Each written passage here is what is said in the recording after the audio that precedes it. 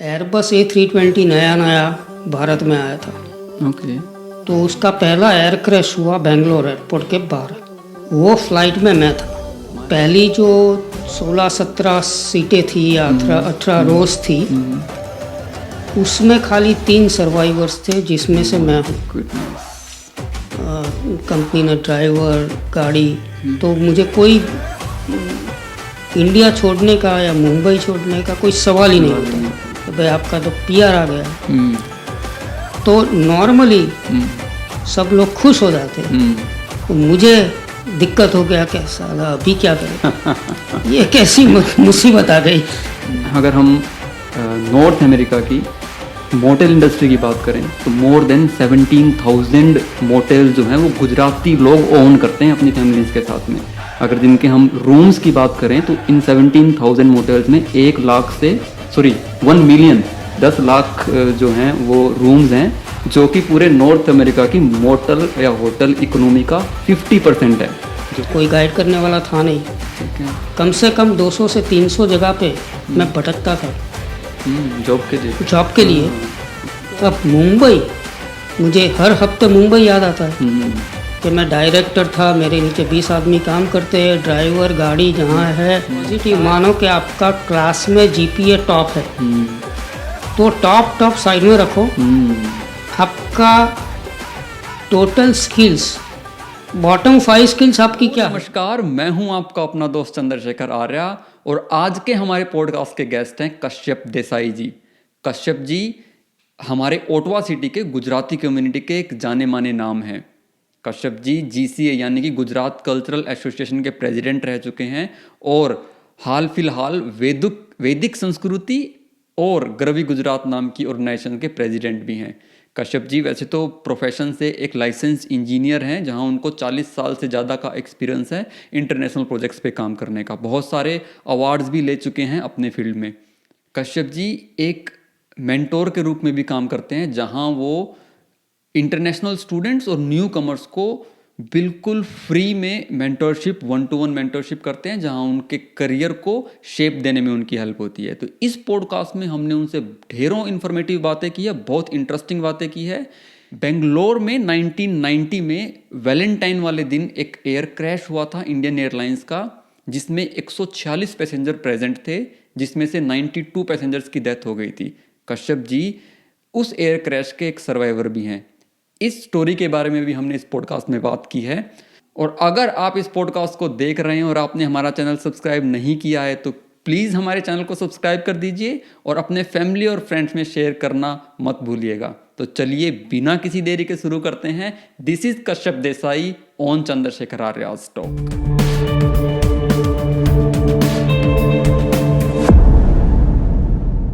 कश्यप जी जय श्री कृष्ण, केम छो? जय श्री कृष्ण, मजे में।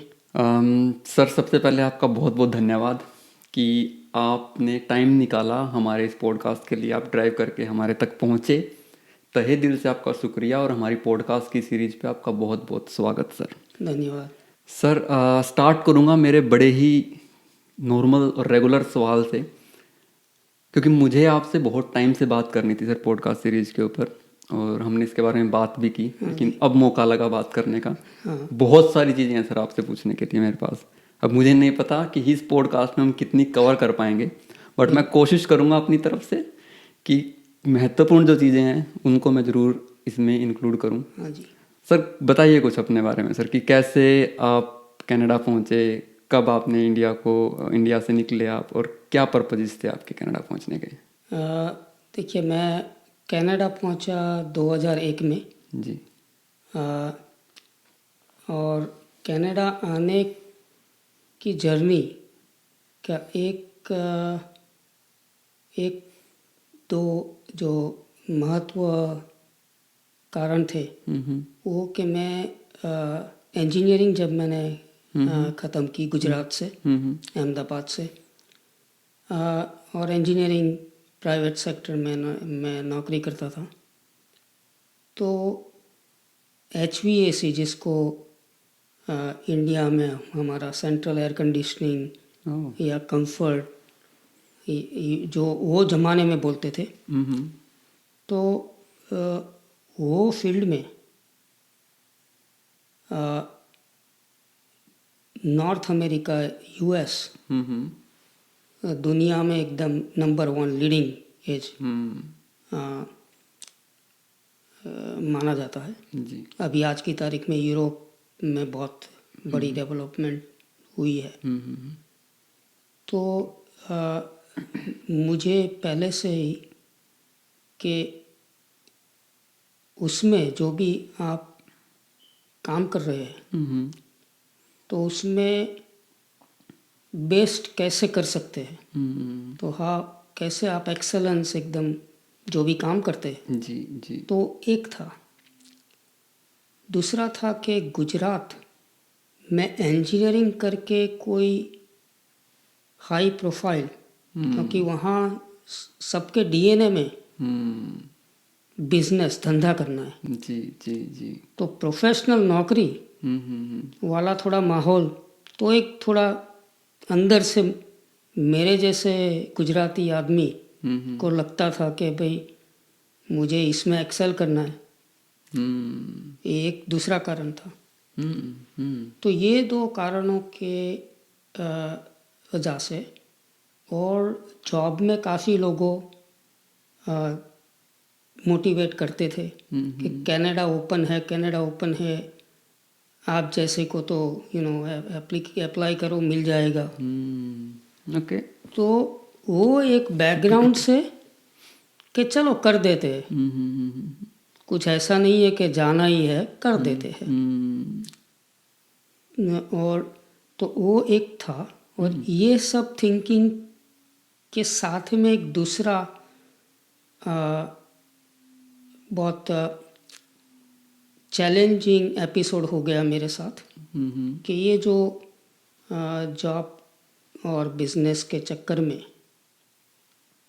हम लोग ने डिसाइड किया कि साउथ इंडिया, बिकॉज वो टाइम में बेंगलोर एक ग्रोइंग हब था, तो वो बेंगलोर में कुछ सेटअप करते, वो हिसाब से हम लोग बेंगलोर जा रहे थे। ये कौन से सन की बात है सर? ये 90s की बात कर रहा हूँ, long back. Okay, long back. तो मेरी कैरियर का एकदम इनिशियल स्टेजेस थे, अर्ली स्टेजेस था एकदम। तब आप गुजरात में ही रहते थे, राइट? गुजरात में ही रहता था। कौन सी सिटी में सर गुजरात? अहमदाबाद। अहमदाबाद, ओके। अहमदाबाद, कर्नावती। तो हम ओरिजिनली ट्रेन में जाने वाले थे, बट काम कुछ आ गया तो लास्ट मिनट पे फ्लाइट में जाना पड़ा। तो अगर आपको पता होगा कि नहीं, बट एयरबस A320 नया भारत में आया था। ओके। तो उसका पहला एयर क्रैश हुआ बेंगलोर एयरपोर्ट के बाहर। ओह, ओके। वो फ्लाइट में मैं था। My goodness. तो ये मेरी लाइफ की एक खतरनाक चैलेंज हुई कि मैं वो एयर क्रैश में था, और पहली जो 16-17 सीटें थी या 18 रोज थी, उसमें खाली 3 सर्वाइवर्स थे, जिसमें से मैं हूँ। गुडनेस। और भगवान की कृपा कि मैं बच गया। तो I consider second life. Wow. But उसके साथ साथ में वो जो हमने छोटा सा HVAC जो एयर कंडीशनिंग, और उसका एकदम छोटा जो भारत में तो ज़्यादातर जो स्मॉल बिजनेस है, अपना ही थोड़ा घर का पैसा है, ये है वो करके, तो ये एयर क्रैश के वजह से काफ़ी टाइम के लिए हॉस्पिटल और रिकवरी, तो वो बिजनेस में काफ़ी लॉस। और ये एयर क्रैश सर एयर में हुआ था या फिर नहीं, लैंड पे? ये जो आप गूगल भी करेंगे, Bangalore air crash A320 Valentine's day की बात है। ये वो टाइम में वो ऑटोमेटेड लैंडिंग सिस्टम, शायद ये मेरा मानना है, मैं कोई स्पेशलिस्ट नहीं हूँ, बट जो ILS बोलते हैं, इंस्ट्रूमेंट लैंडिंग सिस्टम, जो ऑटोमेटिक ग्लाइड करते हैं, वो सब शायद था नहीं था। तो बेंगलोर एयरक्रैश के जस्ट पहले, बाउंड्री के पहले एक ड्राई पॉन्ड टाइप का है। मुझे लगता है वो HAL के कैंपस के अगल बगल के HAL के कैंपस के पेरीमीटर, तो वो बेंगलोर एयरपोर्ट की बाउंड्री से में भी 100, 200, 300 मीटर बाहर वो क्रैश लैंड हुआ। तो 2-3 हाफ में वो प्लेन क्रैश हो गया था। उसके साथ एक कनेक्टेड दूसरा एक वो है कि वो ज़माने में बिरला अमेरिकन 3M के साथ कोलैबोरेशन करके वहाँ पे कुछ बड़ा प्लांट किया, कुछ R&D सेंटर। तो 3M के एग्जीक्यूटिव खुद के चार्टर से आने वाले थे, और हमारे जो बिरला में जो इंडियन काउंटर पार्ट में जो था अशोक बिरला, बड़े इंडस्ट्रियलिस्ट, जी जी जी, वो ओरिजिनली उनके चार्टर फ्लाइट के थ्रू जाने वाले थे, बट लास्ट मोमेंट पे डिसाइड किया कि नहीं, आप वो जो 3M वाला एग्जीक्यूटिव शायद सिंगापुर, हांगकांग वो साइड से आने वाले थे। ठीक है। तो डिसाइड किया कि नहीं, आप सीधा बेंगलोर पहुंचो, और अशोक बिरला ये फ्लाइट में बिजनेस क्लास में आगे की सीट में थे। तो ये फ्लाइट में उनका देहांत हो गया। तो ये दूसरा एक एपिसोड है।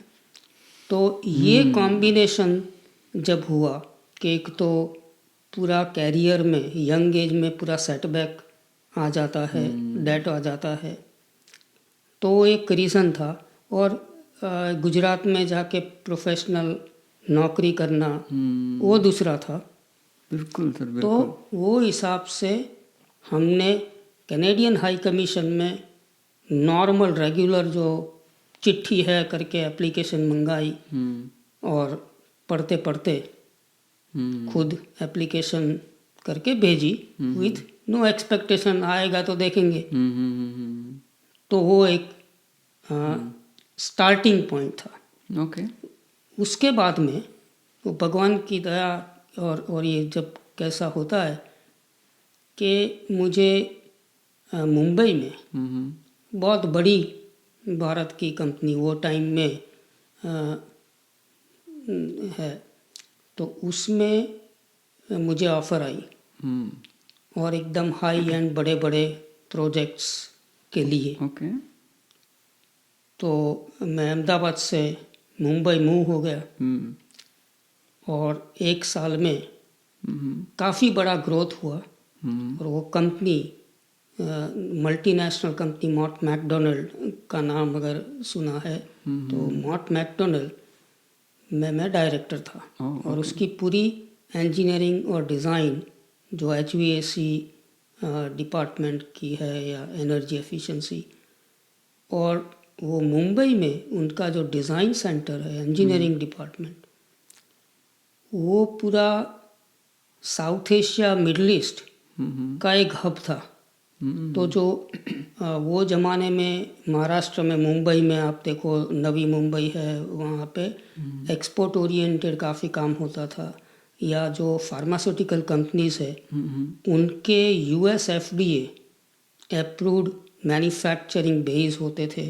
तो वो सब करने का मुझे मौका मिला। तो जैसे नोवार्टिस है, तो उसका जर्मनी, स्विट्ज़रलैंड के डिज़ाइन डिपार्टमेंट, फिर बड़े बड़े मशीनरी वाले जापानीज़ है, उसकी फैक्ट्रीज जो पूरी एक्सपोर्ट ओरिएंटेड थी। ये कौन से ईयर की बात है सर? ये मिड लेट 90s, ये जो एयर क्रैश वाला के बाद, यानी कि एयर क्रैश के बाद और कनाडा आने से पहले। हाँ, कनाडा आने के पहले।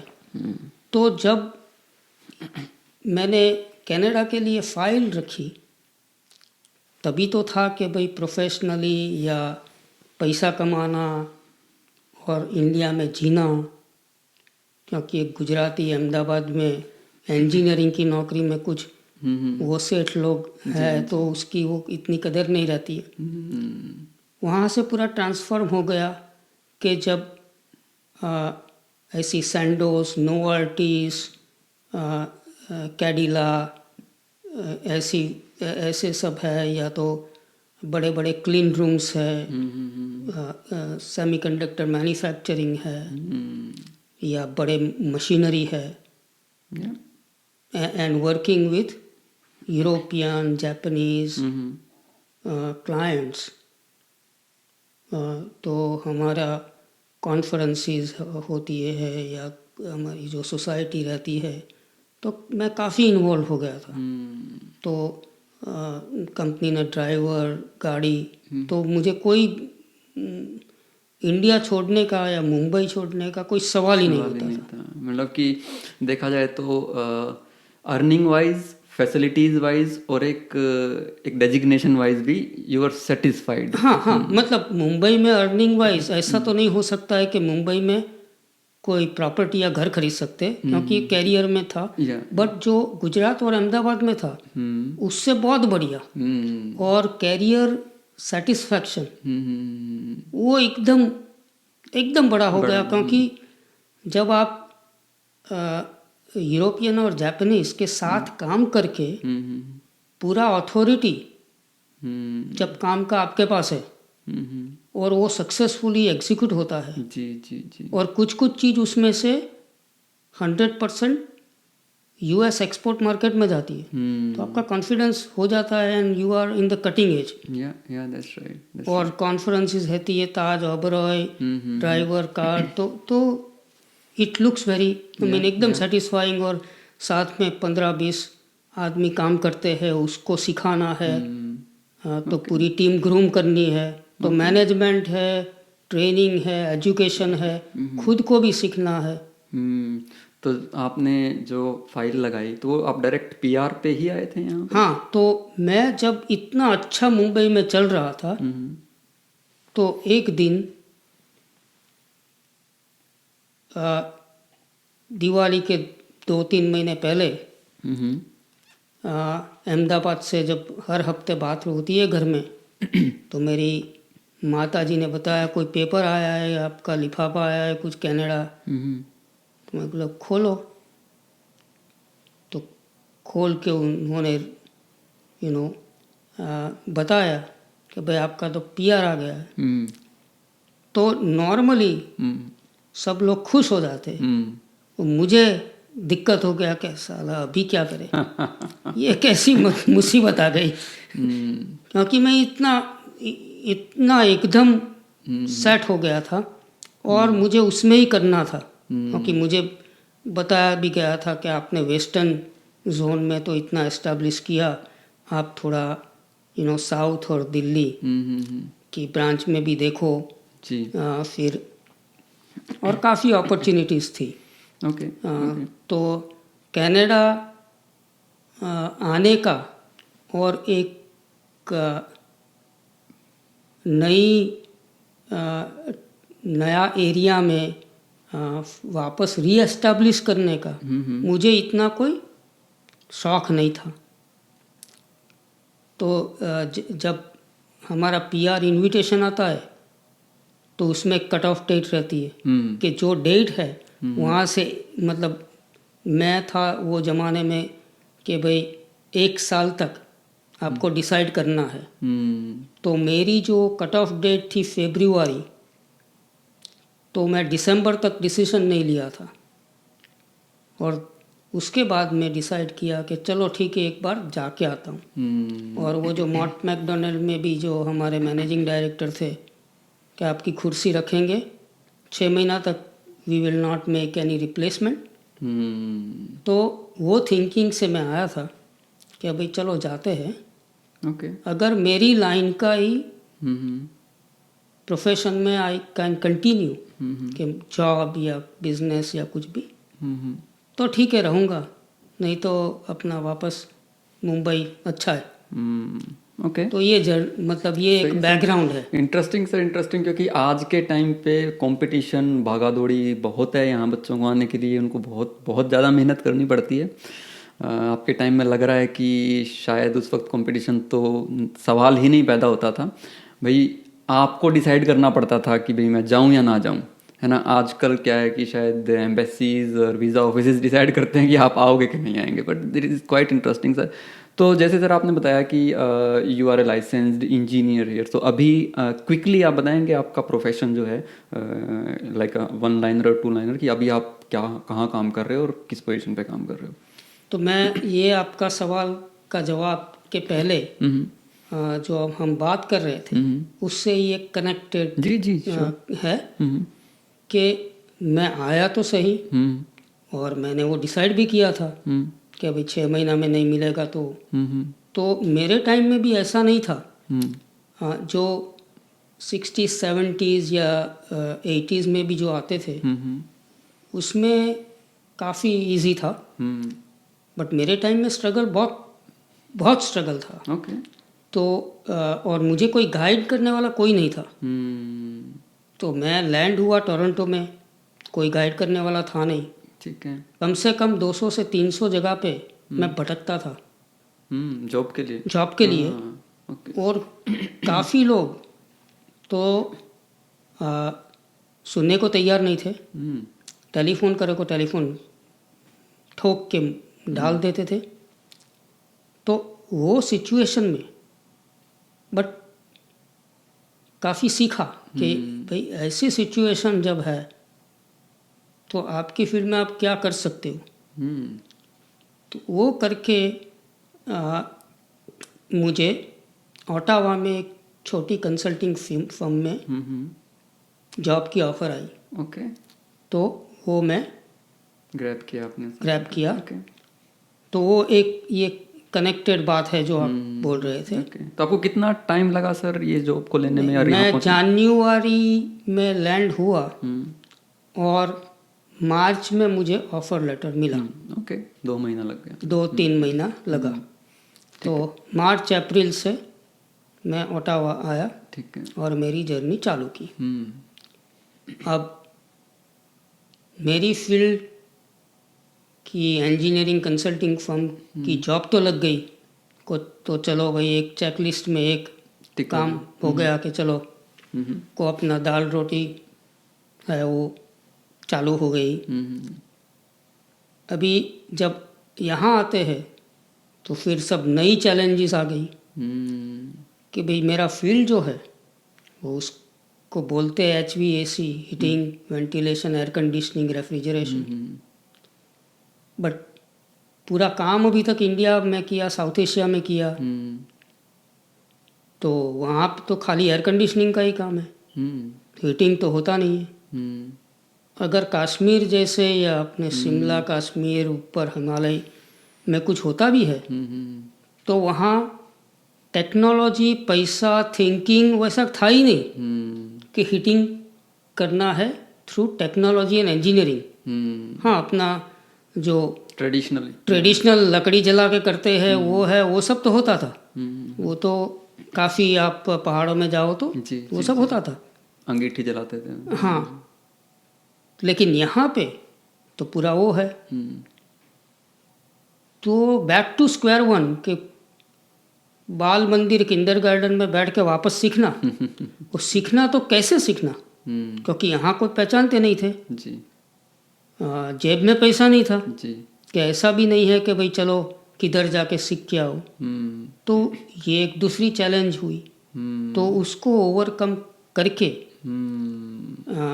फिर आपको कनाडा में जो कुछ प्रोफेशंस ऐसे हैं जो रेगुलेटेड प्रोफेशंस है जी, कि जिसमें आप भले भारत में डॉक्टर हो, इंजीनियर हो, डेंटिस्ट हो, यहाँ पे आप वो प्रैक्टिस नहीं कर सकते हो। आप बोल भी नहीं सकते हो कि मैं डॉक्टर हूँ।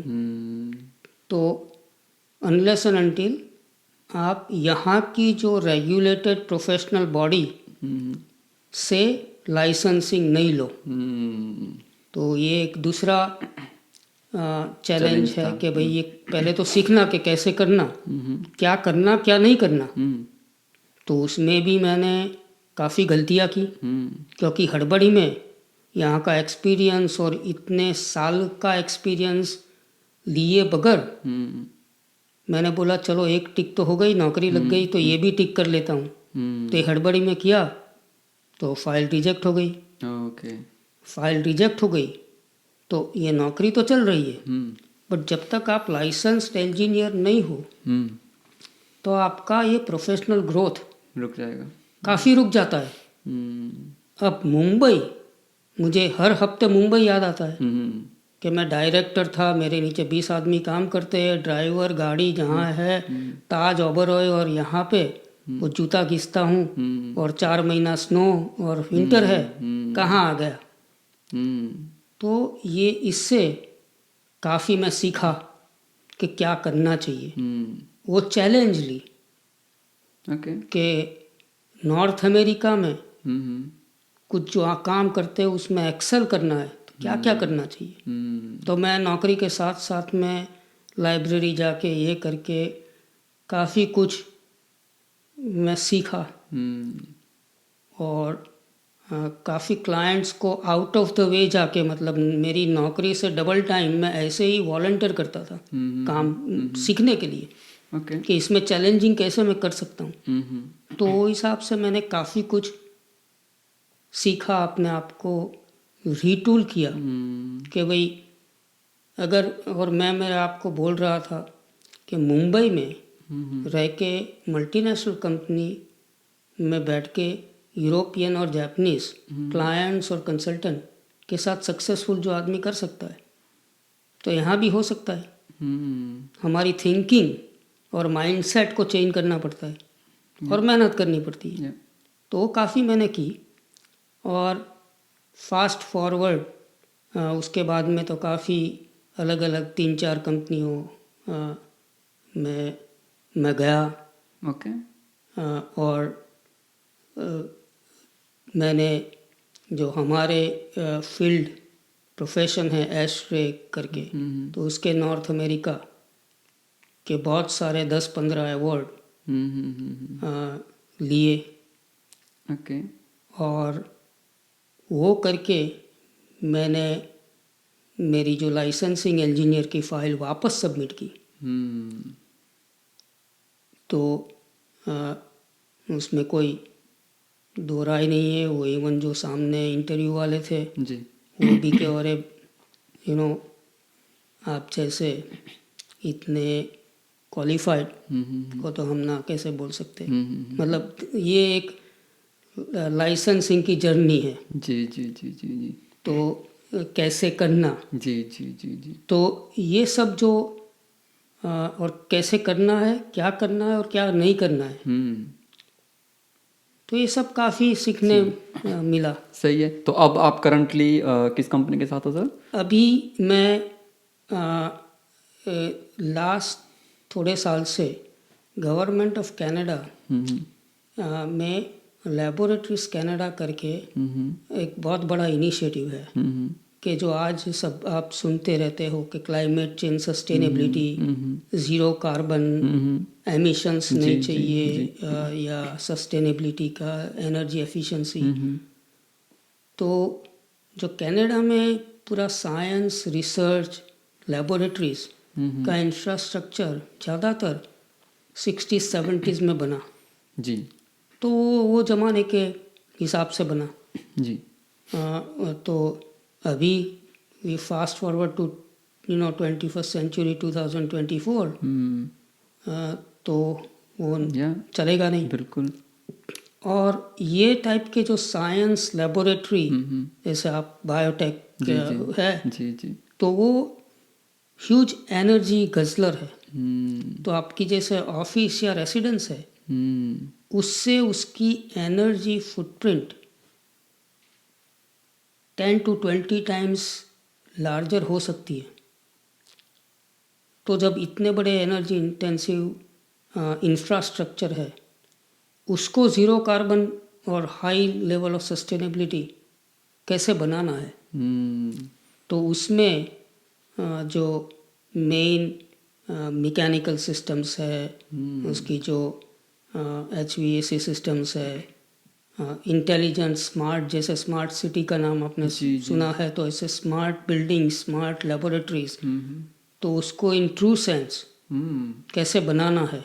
और पूरा लाइफ साइकिल के भाई आपके पास मानो कि $100 मिलियन का इंफ्रास्ट्रक्चर है तो $100 मिलियन आप 50 साल 100 साल में realistically from A life cycle perspective productivity perspective, efficiency perspective, zero carbon perspective, और उसके बाद में जो जब उसकी लाइफ ख़त्म हो जाती है तो उसको रिसाइकल कैसे करते हैं। जी, जी, जैसे पूरा गार्बेज जाता है थर्ड वर्ल्ड कंट्री में, तो that is not, because ultimately आप कुछ भी करो कि अपना, जैसे हमारी संस्कृति में है जी। कि ब्रह्मांड, हम्म, कि जिंदगी और लाइफ खाली प्रॉफिट में नहीं चलती है, तो वो कैसे करना, तो मैं वो लीड करता हूँ। Okay, that's और cool. साथ में मैं, मेरी कंसल्टिंग फर्म ओके। तो थी, बट वो उसमें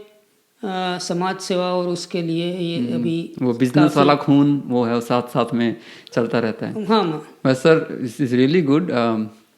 बहुत कुछ आपने प्रोफेशनली अचीव किया हुआ है, और आई मीन बहुत भारी भारी बातें हमने की हैं, कार्बन एम्बिशन, सस्टेनेबिलिटी और एनवायरनमेंट से रिलेटेड। थोड़ा सा टॉक को थोड़ा लाइट करते हैं अभी, थोड़ा सा जब भी मैं किसी गेस्ट को बुलाता हूँ थोड़ा रिसर्च उन पे करता हूँ, थोड़ा ढूंढता हूँ उनके बारे में कि कैसे, थोड़ा मुझे पता चले कि वो क्या कर रहे हैं, ताकि मुझे थोड़ा कंटेंट निकालने में थोड़ी हेल्प हो जाए उन चीज़ों से। तो मैंने देखा कि आप सोशली भी बहुत चीज़ें कर रहे हो, जैसे आप GCA जो है, जो गुजरात कनाडा एसोसिएशन, उसके आप प्रेसिडेंट भी रहे हो पहले। अभी आप एक वैदिक संस्कृति, आपकी एक ऑर्गेनाइजेशन है नॉट फॉर प्रॉफिट, उसको रन कर रहे हो। आप गरवी गुजरात करके एक ऑर्गेनाइजेशन है, उसको रन कर रहे हो। और इवन गुजरात में तो आई मीन ओटावा में गुजरात से रिलेटेड जितने भी बड़े फंक्शंस होते हैं वो आप ऑर्गेनाइज करते हो, सिंगर्स को गुजरात से यहाँ बुलाते हो, चाहे वो डांडिया का फंक्शन हो, किसी और बड़े इवेंट का फंक्शन हो। तो you are doing lots of things sir. सबसे पहले तो thank you so much for all this stuff. इसके साथ साथ मुझे एक चीज़ और निकल के आई कि आप स्टूडेंट्स को मेंटोर करते हो। जो नया स्टूडेंट यहाँ आ रहा है उसको आप मेंटोरशिप देते हो 1-to-1, वो भी एब्सोल्युटली फ्री। तो ये कई सारी चीज़ें हैं, बट इसमें से जो स्टूडेंट मेंटोरशिप वाली चीज़ है वो मुझे बहुत अट्रैक्ट कर रही है और इसमें मेरा बहुत इंटरेस्ट है। तो मैं इस पे डिटेल से बात करूंगा, पर उससे पहले आप क्विकली आप मुझे ये बता दीजिए सर कि वैदिक संस्कृति और गरवी गुजरात ये क्या है, ये ऑर्गेनाइजेशन क्या करती हैं। तो देखिए, जैसे आपने पहले बताया कि ये हर एक टॉपिक में हम काफ़ी घंटे निकाल सकते हैं, तो मैं ब्रीफ में कि जब मैं इतनी डिफ़िकल्टी से पसार हुआ, और मैं खुद मानता हूँ कि ज़िंदगी में पैसा अकेला आपको पर्सनल सेटिस्फेक्शन नहीं दे सकता। बिल्कुल। तो और मैं जब इंडिया में भी था तो सोशली कनेक्टेड था, मेरे पेरेंट्स भी थे, काफ़ी कुछ सेवा की है अलग अलग ऑर्गेनाइजेशन में, गुजराती नॉन गुजराती सब जी। तो थोड़ा तो ब्लड में था। और मैं जब खुद मेरी कैरियर में मैंने इतने धक्के खाए, इतने गड्ढे में मैं पड़ा, और तभी मुझे कोई गाइड करने वाला कोई था नहीं। तो मैं, अगर कोई अच्छा गाइड करने वाला होता तो मैं काफ़ी मिस्टेक नहीं करता। तो फ्रॉम दैट पर्सपेक्टिव ये स्टूडेंट जो हमारे इंटरनेशनल न्यू कमर्स और स्टूडेंट्स को समहाउ कैसे कर सकते हैं। ओके। और वैदिक संस्कृति का एक आइडिया काफ़ी सालों से था कि पर्टिकुलरली ओटावा जैसे शहर में काफ़ी कुछ हमारी भारतीय संस्कृति से कनेक्टेड है, वो कम होती थी। जो पॉपुलरिस्टिक चीज़ है, मानो कि कोई बॉलीवुड कनेक्टेड है या पॉपुलर, जैसे आपने बताया डांडिया है जी, तो वो ठीक है, बट वो तो एकदम small layer of art and culture आप बता सकते हैं इंडिया के कनेक्टेड है। तो काफ़ी हमारे जैसे हिंदुस्तानी क्लासिकल है, परफॉर्मिंग आर्ट्स है या वोकल है, तो मैं काफ़ी कनेक्टेड ये सब चीज़ से भी रहा था। तो काफ़ी आर्टिस्ट आते थे न्यूयॉर्क, टोरंटो, तो उनको बुला के मेरे घर पे आते थे, हमारी बैठक होती है, तो ये सब होता था। ओके। तो वैदिक संस्कृति का एक कंसेप्ट कि ओवरऑल इंडियन परफॉर्मिंग आर्ट्स है या हमारी जो भारतीय संस्कृति है, जो वैदिक फिलॉसफी वैदिक टाइम से जाती है, तो उसमें हमारे आप ये स्टेज से हो, आपका ये कास्ट है, ये है, उससे ऊपर हो जाती है, बिकॉज ये हजारों साल पहले की बात हो जाती है, जहाँ से सब एवरीथिंग इज कम आउट। और काफ़ी चीज़ मेरी पर्सनल जो कैरियर है, कि आप सस्टेनेबिलिटी की बात करें तो भारत की जो ट्रेडिशनल सिविलाइजेशन, उसमें आपको huge amount of sustainable practices मिल जाती है। तो आप जैसे वेस्टर्नाइज्ड वर्ड करते हैं रेन वाटर हार्वेस्टिंग, और यहाँ पे होम डिपो या कहाँ पे पूरे वो ड्रम मिलते हैं वो के भाई, तो इंडिया में तो ये हजारों साल पहले होता था। बिल्कुल बिल्कुल। कि आप देखो, खुदाई करके एक बना देते थे उसमें, कुछ भी, या तो आप कोई भी अलग अलग चीज का देखो, कि आप, मैं गुजरात की बात करूं तो रानी की वाव करके एक world UNESCO world heritage site है, तो गुजरात में पाटन करके शहर है। जी जी जी। और पालनपुर के नजदीक पड़ता है। हाँ, और अहमदाबाद में भी है अडालज की वाव। तो वाव मतलब it's a step well. So step well is those hundreds and thousands of years ago, बिल्कुल, के स्कैर्स रेन को कैसे प्रिजर्व करना है। तो ये सब चीज काफी ऑलरेडी है। तो क्लाइमेटिक ट्रॉपिकल सस्टेनेबिलिटी, तो उसमें भी ये होता है।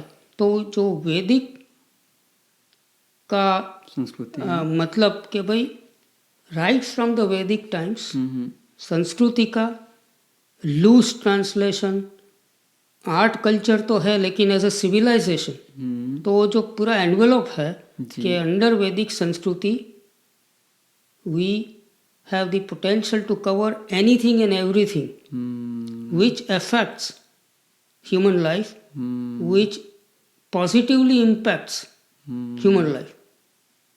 अभी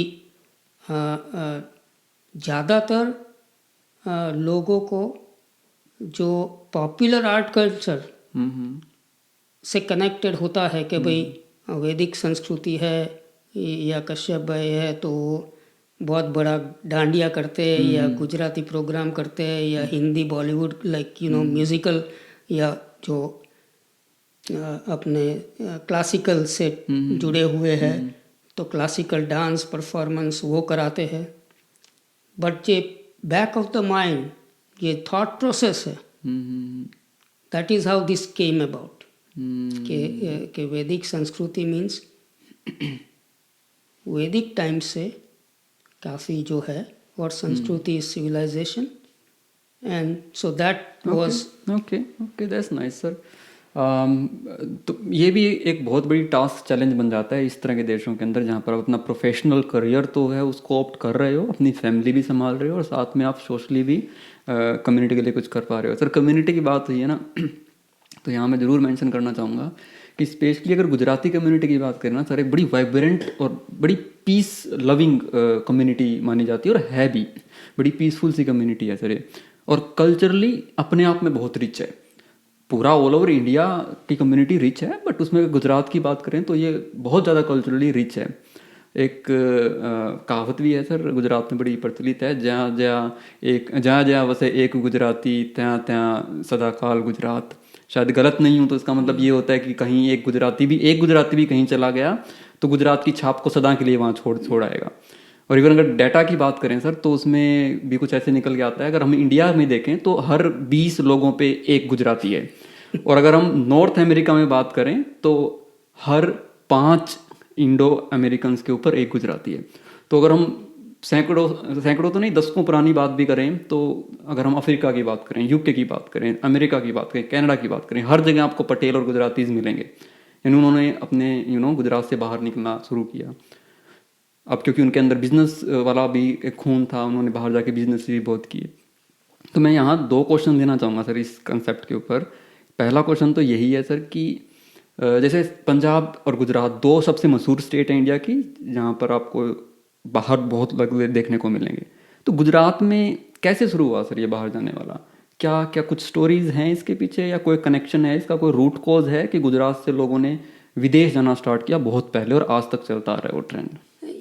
ये हजारों साल से चलता रहता है कि इवन जो कहानी है कि इवन जब पुराने ज़माने में स्पाइसेस और दूसरा का ट्रेडिंग रूट था, तो वो ट्रेडिंग रूट में बिकॉज गुजरात में भारत की मैक्सिमम कोस्टलाइन है, पहले भी थी अभी भी है, तो पहले के ज़माने में तो काफ़ी, जैसे अभी आपने सुना होगा मुंद्रा पोर्ट और वो सब तो पुराने ज़माने में तो वो ऐसी 3-4 जगह थी, वो एकदम प्रोमिनेंट ट्रेडिंग रूट थे, राइट। तो आप जैसे गल्फ साइड में आप देखें और ये कुछ कोस्ट लाइन के ट्रेडिंग पोर्ट्स या ट्रेडिंग रूट थे, वो अभी के जो सौराष्ट्र कच्छ है वो साइड के है। तो जैसे आप मिडिल ईस्ट जाओ और मिडिल ईस्ट में आप कभी जाओ, जो ट्रेडिंग के बड़े बड़े नाम है वो कच्ची गुजराती है, और वो उसकी सेकंड थर्ड फोर्थ जनरेशन से है। सेम थिंग आप अफ्रीका में जाओ जी, तो वहाँ भी आपको रूट लगेंगे कि one of the biggest sugarcane, cement, right. तो एक तो एंटरप्राइज फैक्टर तो है ही कि धंधा करना है और रिस्क लेना है, ये दो चीज़ तो वो एक ब्लड में था ही। और मॉडर्न टाइम की आप बात करिए, जैसे मैंने ये काफ़ी जनरेशन पहले की बात की, और सौराष्ट्र कच्छ के ट्रेडिंग जो जब भी कम्युनिकेशन और ये सब नहीं था तभी से ये चलता आता है जी जी। उसकी काफ़ी रिटर्न हिस्ट्री भी है, but from word to mouth भी वो सुनने में आता है। और वही philosophy is reconfirmed in the modern era. कि आप धीरूभाई अंबानी की बात करिए तो एडन में एक छोटे सी नौकरी करते थे, तो एडन गए कैसे, मतलब भले कुछ ना कुछ तो वो एंटरप्राइज था, इसके लिए गए जी, जी। और वो जब आए वापस तो जेब में कोई ऐसा पैसा नहीं था, छोटा मोटा ट्रेडिंग करते थे बॉम्बे में छोटी मोटी जगह पे, और वहाँ से आज आप देखिए कि वर्ल्ड की लार्जेस्ट रिफाइनरी जामनगर से लेके कि आज अदानी का देखो, तो ये एक चीज़ है जी बिल्कुल बिल्कुल। आपने क्योंकि बिजनेसेस को यहाँ मेंशन किया है तो मैं थोड़े से और आपको डेटाज बताऊंगा सर कि बड़े सरप्राइजिंग से डेटाज हैं सर, क्योंकि बिजनेस इतना खून में है सर गुजराती कम्युनिटी के। इवन हम अपने आसपास तो देख ही रहे हैं, मोस्ट ऑफ द बिजनेसेस हैं वो गुजरातीज ओन करते हैं, इवन ओटवा सिटी के अंदर भी। अगर हम नॉर्थ अमेरिका की मोटेल इंडस्ट्री की बात करें तो मोर देन 17,000 मोटेल जो हैं वो गुजराती लोग ओन करते हैं अपनी फैमिलीज़ के साथ में। अगर जिनके हम रूम्स की बात करें तो इन 17,000 मोटेल्स में 1 मिलियन 10 लाख जो हैं वो रूम्स हैं, जो कि पूरे नॉर्थ अमेरिका की मोटल या होटल इकोनॉमी का 50% है, जो कि गुजराती ओन करता है, राइट। अगर हम बात करें सर डायमंड इंडस्ट्री की, तो आपको पता है चाहे वो अफ्रीका में हो, यूके में हो, या पूरे वर्ल्ड में कहीं भी जो भी डायमंड यूज़ हो रहा है या जितना डायमंड बिक रहा है उसका 80% डायमंड सिर्फ सूरत के अंदर पॉलिश होता है। तो जो इतनी ह्यूज नंबर ऑफ बिजनेसेस के जो डाटा हैं वो गुजराती के साथ अटैच्ड हैं। तो अनडाउटली इसमें तो कोई डाउट ही नहीं है कि जो खून में आपके जो बिजनेस है वो है। बट मेरा क्वेश्चन ये है सर, ऐसी कौन सी चाबी हाथ में लगी हुई है आप लोगों के कि बिजनेस में जो सक्सेस रेशो इतना हाई है? नहीं, चाबी तो उसमें क्या है कि ऐसी चाबी एक हमारी जो सोच है, अपब्रिंगिंग है, रिस्क लेना है, पैसा बचाना है, तो ये दोनों कॉम्बिनेशन साथ में कैसे हो सकता है।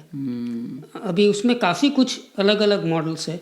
और जैसे मॉडल की आपने बात की तो पॉपुलरली यूएस में तो मॉडल को पॉपुलरली पटेल बोलते हैं। Models majority of motels are owned by Patels, जी जी। तो वो एक है।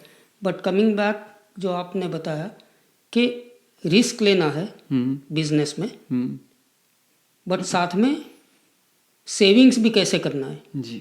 तो एक टिपिकल स्मॉल बिजनेस जब गुजराती रन करता है, कि भारत में कोई भी है, ये तो गुजराती का थोड़ा पॉपुलर ऐसे स्टोरी लाइन हो गया है। और काफ़ी, जैसे आपने बताया, पंजाब और गुजरात, ये दो स्टेट ऐसे है कि किधर भी जाओ वो मिल जाएगा, लाइमलाइट में लाइमलाइट में आते।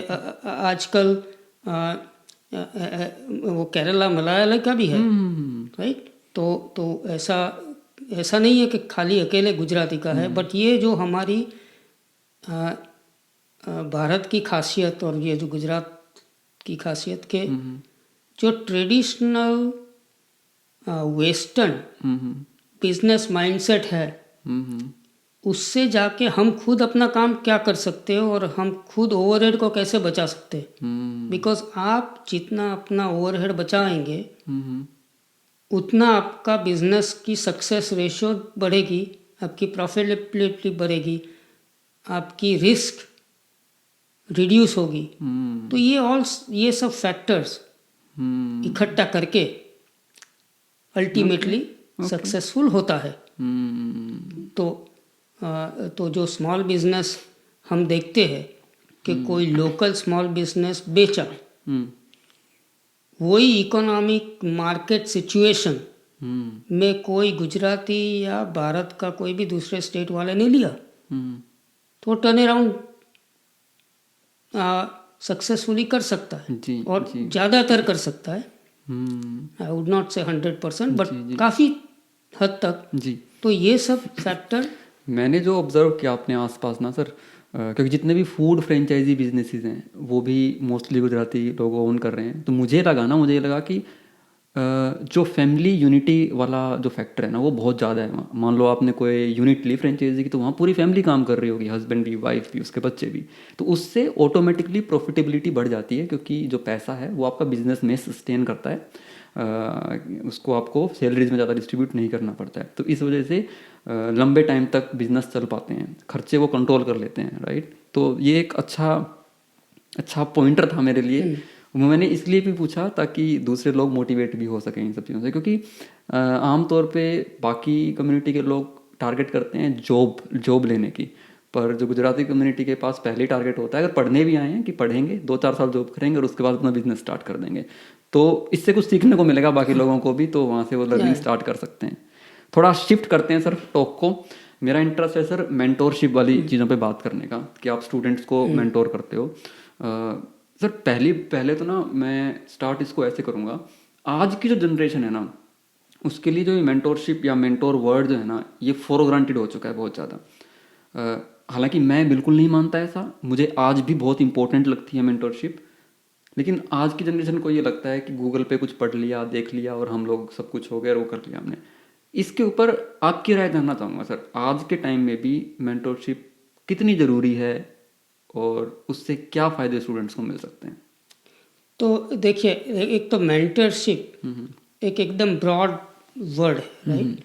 और कोई भी चीज़ गूगल पे करके या इवन चलो ChatGPT AI ये सब आ गया, वो करके आप शायद आपके यूनिवर्सिटी के कॉलेज के कोई कोर्स में आपके GPA बढ़ा सकते हो, लेकिन आपका लाइफ की सक्सेस है, कनाडा जैसे देश में आपको सक्सेसफुल एस्टैब्लिश होना है या नॉर्थ अमेरिका में सक्सेसफुल एस्टैब्लिश होना है, वो कभी भी नहीं कर सकते। अगर एक गूगल करके आप अपनी प्रोफेशन में सक्सेसफुल नहीं हो सकते जी। तो वो जो एक चीज़ है कि नेटवर्किंग है, सीखना है, लोकल सिचुएशन को अडेप्ट करना है, और वो सीख के अडेप्ट करके सक्सेसफुल होना है, वो एक बहुत लंबा रोड मैप है। वो आपको डेवलप करना पड़ता है। हम्म हर एक इंडिविजुअल हम्म ने भगवान को एक यूनिक टैलेंट दी है, हम्म यूनिक स्किल्स दी है, हम्म बट साथ में कोई चैलेंजेस भी है। जी तो ये कोई होलसेल का चक्कर नहीं है कि भाई कोई आपने 100 लोगों का या 30-50 लोगों का क्लास ज्वाइन कर दिया, एक सर्टिफिकेट ले गया। सो वो पर्सपेक्टिव से कोई guidance, mentoring, networking related to आपकी पर्सनल सिचुएशन, वो बहुत इम्पोर्टेंट है। दैट्स और पर्टिकुलरली जो मेरा एक्सपीरियंस हुआ है कि सक्सेसफुल होना यहाँ पे वो काफ़ी चैलेंजिंग है। जी मतलब खाली कनाडा की बात नहीं करता हूँ, काफ़ी और दुनिया में भी वही हालत है, इससे ख़राब भी हो सकती है, बट हम लोग कनाडा की बात कर रहे हैं। सो अब हम जी तो ये स्टोरी जो है कि जो भी स्टूडेंट या न्यू कमर आते हैं, जो न्यू कमर डायरेक्ट पीआर में आते हैं, उसकी सिचुएशन अलग से रहती है, स्टूडेंट आते अलग से होती है। तो वो इंडिया से जब सोचते हैं या तो उनके पेरेंट्स सोचते हैं, वहाँ से ये जर्नी स्टार्ट होती है और वहाँ से आपको उसको एकदम सीरियसली लेके उसका प्लानिंग चालू करना पड़ता है। जी तो ये सब पूरा जो है, ये इंडिया से जब स्टूडेंट का सोच होता है या उसके पेरेंट्स के सोच होता है, तब से यहाँ सक्सेसफुल आप हो, तब का पूरा ये एक पूरा होल साइकिल है। तो उसमें आपने बताया कि मैंने ये जगह पे टिक मार्क हो गया, यूनिवर्सिटी अच्छी हो गई, तो वो खाली एक ही टिक हुआ। वो पूरा जो साइकिल है या वो आपने नहीं लिया है, राइट। तो उसमें बाय चांस बाय लक कुछ अच्छा भी हो सकता है, but all of a sudden एकदम बुरा भी कुछ आ गया, तो आप कैसे प्रिपेयर होगे। तो वो इससे कनेक्टेड बहुत चीज़ है, जी जी ह्यूज अमाउंट ऑफ चीज़ जो है। तो आप जितनी भी बात करो तो कम है। ये आपने बहुत डीप बात बोल दी है, जिसको मैं तो क्लियरली समझ पाया हूँ इस चीज़ को। अगर मैं इसको समराइज़ करने की कोशिश करूँ ना सर, तो आपने बहुत बढ़िया बात बोली है कि ये जो स्ट्रगल होती है ना, किसी भी स्टूडेंट है या न्यू कमर है, वो स्ट्रगल बहुत पर्सनलाइज्ड है। पर लोगों को पता है क्या लगता है कि इकोनॉमी डाउन है, दिस इज ए स्ट्रगल, ठीक है जी, जॉब नहीं मिल रही है यहाँ पर, कॉमनली एक कॉमन बना दिया है एक problem, this is a struggle. But मुझे लगता है कि ये स्ट्रगल नहीं है, स्ट्रगल पर्सनलाइज्ड है। आपकी कोई और प्रॉब्लम है जिसकी वजह से वो प्रॉब्लम दिखाई दे रही है आपको, और इस पर्सनलाइज्ड प्रॉब्लम को आइडेंटिफाई करने का सबसे बेहतर और सबसे इफेक्टिव तरीका है वो मेंटरशिप।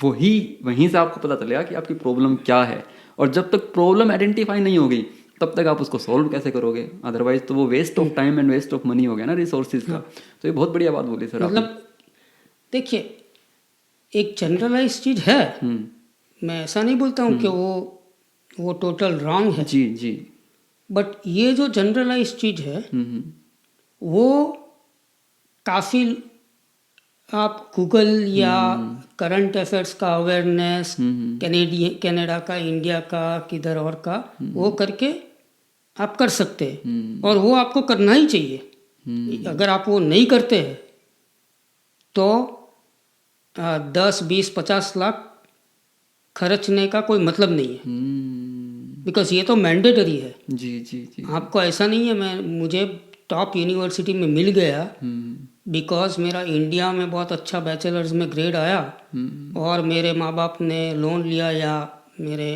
पेरेंट्स उनके पास इतने पैसे हैं कि लोन की ज़रूरत नहीं है, तो मुझे कुछ यहाँ की global situation, Canadian economy, Canadian university वो सीखना, वो नहीं, वो गलत है।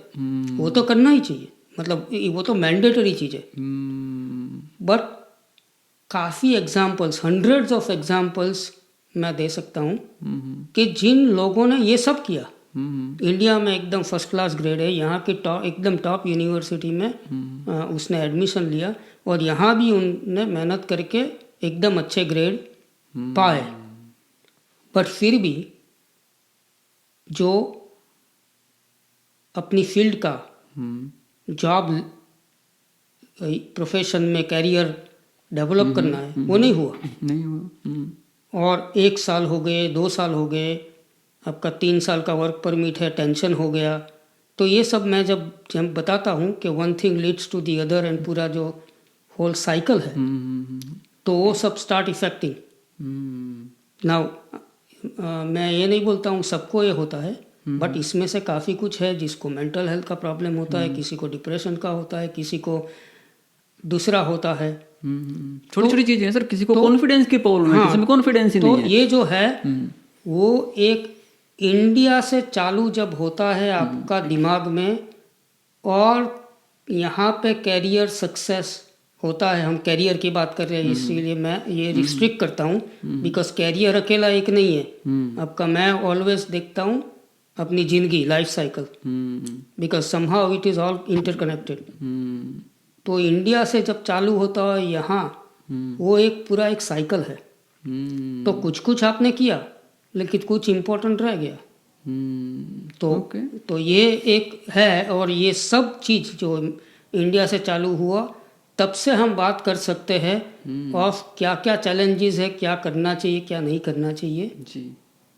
बिकॉज अगर आपने कभी भी कहा कुछ नोइंगली और अननोइंगली गलत डिसीजन लिया, तो वो इट इज़ वेरी लाइकली कि वो इफेक्ट करेगा आपको। ओके वेल सर, बात करते करते टाइम का पता नहीं चल रहा है सर। लगभग हमें 1 घंटा हो गया बात करते हुए। मैंने इस पॉडकास्ट के लिए सोचा था कि करियर वाली जो बातें हैं, मेंटोरशिप की जो बातें हैं, वो ज़्यादा करेंगे।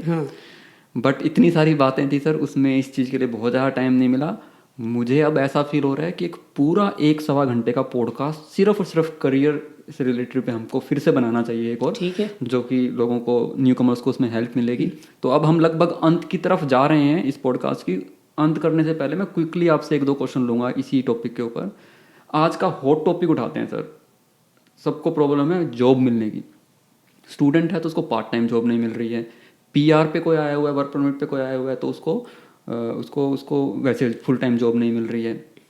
तो आप किस तरीके से देख रहे हो सर इस सिचुएशन को, कि एग्जैक्ट क्या रीज़न हो सकते हैं और इसको कैसे ओवरकम कर सकता है student? I am not talking about the whole discussion या टॉपिक, ऐसी कुछ टिप्स जो मतलब समराइज तरीके से आप बता सकते हो कि एक्चुअली में ये प्रॉब्लम है, और ऐसे कुछ टिप्स जिससे स्टूडेंट्स को, न्यू कमर्स को थोड़ी हेल्प मिल जाए अपने आप को प्रिपेयर करने में। तो देखिए, जैसे मैंने बताया, ये एक बहुत टॉक्सिक प्रॉब्लम है। बिल्कुल। तो मैं और समय हमारे पास है नहीं, हम बाकी सब चीज़ एक और पॉडकास्ट में करेंगे, क्योंकि ये अगेन चालू होता है, चालू इंडिया से या जहाँ से भी आते हैं तब से, बराबर है। बिकॉज जब आपकी इकोनॉमी बहुत ख़राब है और ज़्यादातर एक आर्टिफिशियल ऑक्सीजन दे के बम्प अप किया है, बराबर है। तो बिकॉज आप जैसे देखो, ऑल बिजनेसेस है, उसकी प्रॉफिटेबिलिटी इज इफेक्टिंग। तो आज मानो कि मेरा कोई बिजनेस है, तो मैं पहले मेरा बिजनेस का सर्वाइवल, प्रॉफिटेबिलिटी, फ्यूचर वो देखूंगा। तो उसके लिए जो हायरिंग है उसमें थोड़ी चैलेंजेस चल रही है। बिल्कुल। वो कभी ख़त्म होगी वो पता नहीं है। बट स्टूडेंट या जो लेबर फोर्स है, कैनेडियन लेबर मार्केट, वो तो बढ़ता जाता है, और जो एम्प्लॉयमेंट अपॉर्चुनिटीज़ उसके पैरेलल स्केल अप नहीं होती है। तो दैट्स वाई हमको लगता है और फील होता है कि जैसे फॉर एवरी जॉब 20-25 आदमी ढूंढ रहे हैं, तो 20-25 आदमी ढूंढ रहे हैं, उसमें आप सक्सेसफुल कैसे होंगे? क्योंकि वो 20-25 आदमी में कोई 2 साल 5 साल एक्सपीरियंस वाला भी है। तो आप तो साइड में हो गए, आप तो स्टूडेंट होके डायरेक्ट मार्केट में जॉब के लिए आए, आप बहुत मेहनत करेंगे तो आपको जो रूटीन जॉब है, वॉलमार्ट है, सबवे है, टिम हॉर्टन है, उसमें चांस लग सकता है जी। और कभी कभार ऐसे भी है कि एम्प्लॉयर्स उसमें भी फ़ायदा उठाते हैं, तो वो मिल सकते हैं, बट वो सर्वाइवल से भी कम है। तो इसके लिए जो पर्टिकुलरली जो नए स्टूडेंट आते हैं उसको तो फर्स्ट सेमेस्टर से ही ये सोचना चाहिए सीरियसली कि मुझे कहाँ जाना है। 1.5 साल 2 साल में मैं मेरा पढ़ाई ख़त्म करूँगा तो कहाँ जाना है, तो वो सोच से उसका कैरियर प्लानिंग स्टार्ट होना चाहिए। बट आपका जो सवाल था कि ऑलरेडी ये सिचुएशन है तो उसमें क्या कर सकते हैं, तो उसमें आपकी जो सॉफ्ट स्किल्स है उसको कैसे डेवलप कर सकते हैं, और थोड़ा मार्केट का थोड़ा स्टडी कि ये कुछ चीज़ गूगल करके भी आपको पता चलता है, या तो वर्ड टू माउथ पता चलता है कि यहाँ ये हो रहा है, ये हो रहा है, तो मुझे क्या क्या मेरे में क्या डेफिशिएंसी है। क्योंकि आपको करंट मार्केट सिचुएशन में आपको काफ़ी कुछ आपकी स्किल्स अपग्रेड करनी पड़ती है।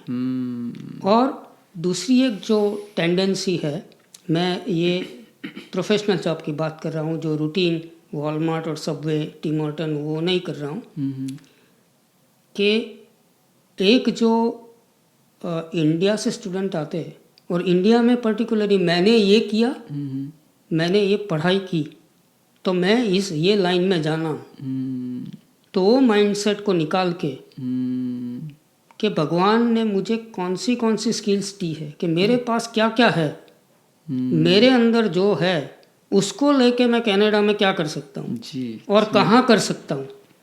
तो वो अगर हो तो आपका जो सर्च एनवेलप है वो काफ़ी बढ़ सकता है। जी। और वो उसमें फिर आपको यूनिक मेहनत करके आप उसमें सक्सेसफुल हो सकते हैं। बहुत बढ़िया पॉइंट आपने हाईलाइट किया है सर।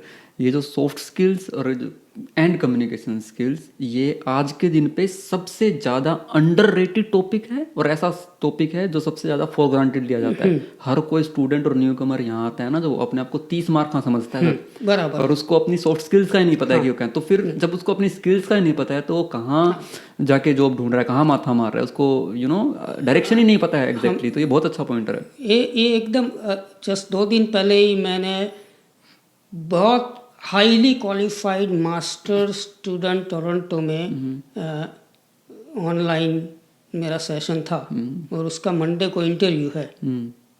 तो मैंने यही उनको कि भाई 1000 स्टूडेंट्स में एक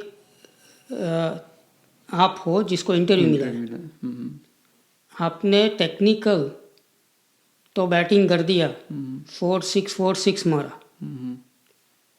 बट आपको बोलेगा कि why do you want to join this company, where do you think yourself in the next 2 years, and your basic communication, कि ये आपकी जो कम्युनिकेशन स्किल्स है, आप जो बात करते हैं एज एन इंडियन, आधा मुझे ही नहीं समझ आता है। तो जो गोरा आदमी आपका इंटरव्यू लेता है उसको एक ऑटोमेटिकली मेंटल, भले वो एज ए ह्यूमन डिस्क्रिमिनेशन नहीं करना चाहता है तो भी हो जाएगा, तो अभी ये ऑटोमेटिक हो जाता है। तो जितना आपका पॉजिटिव, मानो कि आपका क्लास में जीपीए टॉप है तो टॉप साइड में रखो, आपका टोटल स्किल्स बॉटम 5 स्किल्स आपकी क्या है, और वो बॉटम 5 स्किल्स से आपका क्या पंगा हो सकता है जिंदगी में। गजब। तो ये जो है वो आप ये एक मंत्र आप ले लो तो हजारों लोगों को एक ही मंत्र में काम हो जाएगा। तो ये तो मैंने जस्ट एक समय के अभाव से ऐसे ही जनरल बोला। बहुत अच्छा सर। तो ये सब एक पूरा पैकेज है। अभी क्या है कि आप कोई बोलते हैं मुझे कि गाइडलाइन कर दो, ये कर दो, उससे कुछ नहीं होगा। उससे जिंदगी में नहीं हो सकता है। राइट, मैं आपको बोलूँ कि चलो आपका मैंने गाइडलाइन कर दिया एक ही कि आप पढ़ लो, ये तो अलग अलग इंडिविजुअल का अलग अलग है ना। या बहुत लंबी बातें हैं सर इस टॉपिक के ऊपर, डेफिनेटली हम एक और पॉडकास्ट करेंगे। तो ये था सर आज का पॉडकास्ट, कैसा लगा सर आपको? बहुत बढ़िया, नहीं ये बहुत बढ़िया है। और ये बहुत इम्पोर्टेंट टॉपिक्स है जी, जो अनफॉर्चुनेटली इंडिया से लेके यहाँ पे उसको एक होलिस्टिकली समझा नहीं जाता। जब तक आप वो नहीं समझे तो आपकी पॉलिसीज या आप इंडिविजुअली एज अ स्टूडेंट या कॉलेज यूनिवर्सिटी या गवर्नमेंट वो वर्क नहीं होगा। जी जी जी, गवर्नमेंट को जो करना है वो करेगा, मैं और आप चेंज नहीं कर सकते हो या स्टूडेंट चेंज नहीं कर सकता है। जी जी, तो सेम थिंग जो एम्प्लॉयर्स है, कॉलेज है, यूनिवर्सिटी है या इंडिया से जो लोन देता है जी, बट एज एन इंडिविजुअल आपकी ज़िंदगी है, आपकी ज़िंदगी को बर्बादी करनी है या एकदम टॉप एंड सक्सेसफुल व्यक्ति बनाना है, वो आपके हाथ पे है। तो जैसे आप सिलिकॉन वैली में जाओ जी, तो टॉप सीईओ सब इंडियन है, तो वहाँ तक वो करना है या डे टू डे अपनी इंडियन भाषा में चाय की कितली में चाय बनानी है, आप टिम हॉर्टन सबवे करो वही है, वहाँ से आपका पीआर हो जाएगा शायद, LMI ये वो, तो उसमें भी काफ़ी सब वो है ना। तो ये टॉपिक तो ये बहुत बिल्कुल वास्ट एवरग्रीन टॉपिक है। जी, और चलिए सर, इसमें अब हमारी जो एंडिंग स्टेटमेंट्स हैं उसकी तरफ लेके चलते हैं।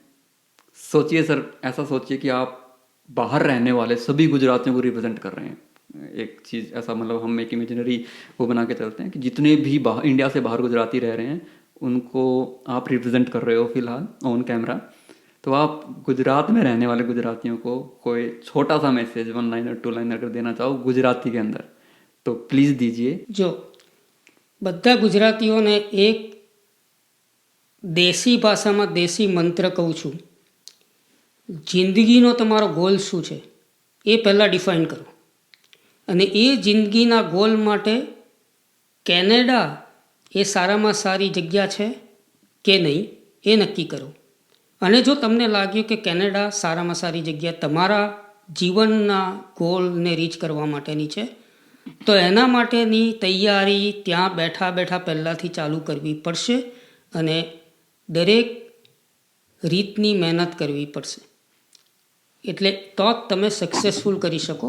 અને નહીં તો એ જ આપનો જે જિંદગીનો ગોલ છે એ અચીવ નહીં કરો, અને તમારો જે જિંદગીનો ગોલ અચીવ ના કરો તો તમે ગમે તેટલું ભણશો પણ ગણશો નહીં, તમને સેટિસ્ફેક્શન નહીં મળે અને ફ્રસ્ટ્રેશન થશે।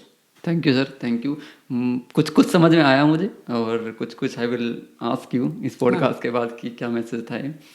तो सर आपका इन्हीं शब्दों के साथ इस पॉडकास्ट को हम अंत करेंगे। आपका तहे दिल से एक बार फिर से शुक्रिया, धन्यवाद हमारे साथ यहाँ टाइम बिताने के लिए। आपके साथ जल्दी ही एक और नया पॉडकास्ट करेंगे सर। बहुत धन्यवाद, आप बहुत बहुत बढ़िया काम कर रहे हैं और ये रियली बहुत ज़रूरी चीज़ है कि काफ़ी इम्पोर्टेंट टॉपिक को लेके आप ये कर रहे हैं। Thank you so much sir, thank you so much, तहे दिल से शुक्रिया।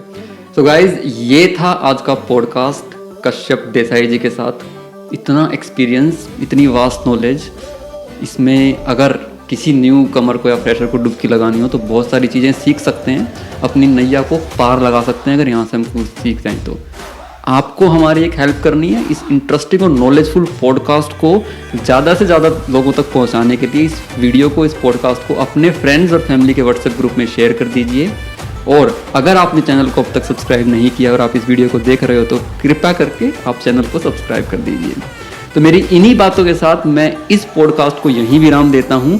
अगले हफ्ते फिर मिलेंगे एक नए गेस्ट के साथ, एक नई इन्फॉर्मेशन के साथ। तब तक के लिए आपका दिन शुभ हो, आपकी सेहत अच्छी रहे और आप निरंतर प्रगति करते रहें। जय राम जी की।